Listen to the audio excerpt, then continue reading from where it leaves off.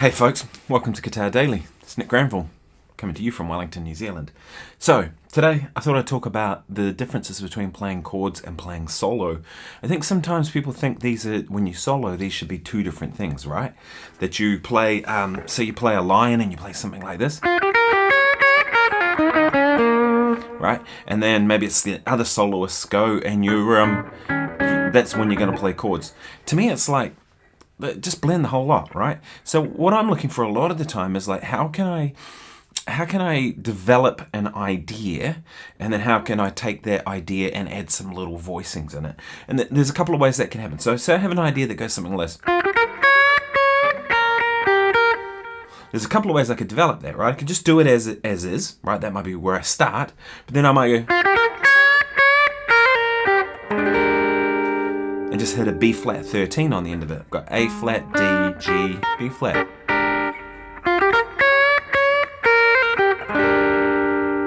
Now I've taken a pretty simple idea and I've made it a little more full. And even if I have a keys player playing piano, organ, or whatever it is, that can be a really full, rich sound when I blend that with what they're doing. Or maybe I'll go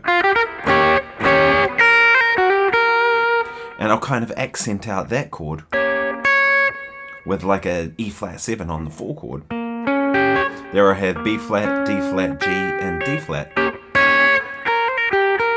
So something like that. Or maybe another example might be some combination of the two, right? And I think that's a really powerful way of playing, because now what you're doing is you're adding this complexity to things, right? It's taking an idea and then you get to play that idea straight afterwards, which is a classic device in the blues. Play that idea straight afterwards, but now it's kind of elevating that idea to another level, right? This is something I work on in my practice, and the way I work on it is just trying to take a phrase like that and seeing how many different ways I can play it, right? I'll give you another example. So maybe something.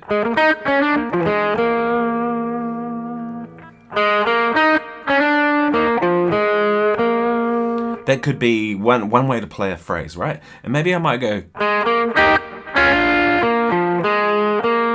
There I went. Those notes is normal, but instead of just playing the E flat note, I voiced it with a third above.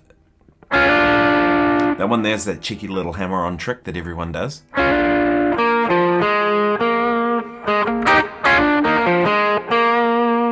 Right? That's another way of adding an option to it. Another option might be chuck the last note up an octave. Put a chord on the last one, right? In that case, I played a B flat 9 chord. A flat, C, D, B flat. Or, if you're moving to the 4 chord of the song, maybe it might be.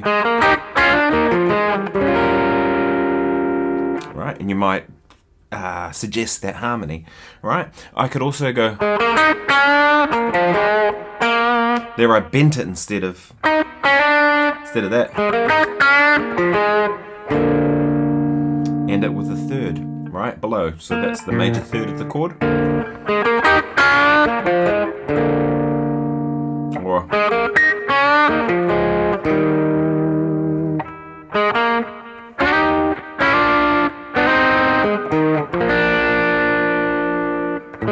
so when I'm practicing, this is something I practice a lot. It's like, how can I take an idea and get the most out of it? I've said this before on this channel that I'm not really a big fan of like knowing 10,000 things.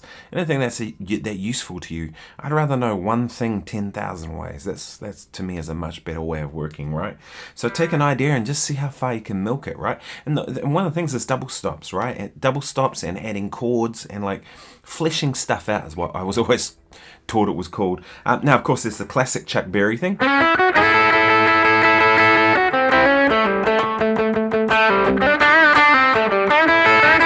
You know, that stuff.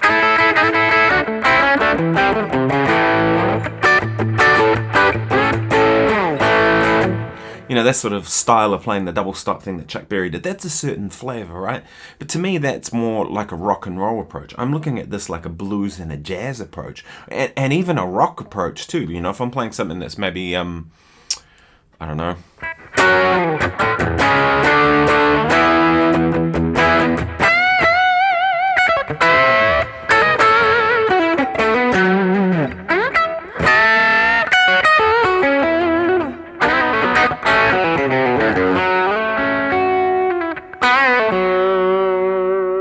that sort of thing. You know, something like a Toto type thing, like Hold the Line or something like that. You know, I'm trying to chase like more than one note. And I think that's the thing that a lot of people get confused about, is this: they think there's a separation between soloing and chords, and that soloing needs to be single notes and chords are when you play chords and you don't play single notes. But both can be both, as far as I'm concerned. So give it a try. Next time you're practicing, you're working on your playing, maybe you'll consider looking at this and going, right, how do I kind of develop these ideas and chuck extra notes in? It just adds a bit of life to it. Anyway, I hope you found this useful. If you have, please subscribe and please like this video. That stuff all helps. I'll play you out with more of that New Orleans thing, because that was fun. That was a great groove. That was a track by MCCD Sessions. So I'll link it below.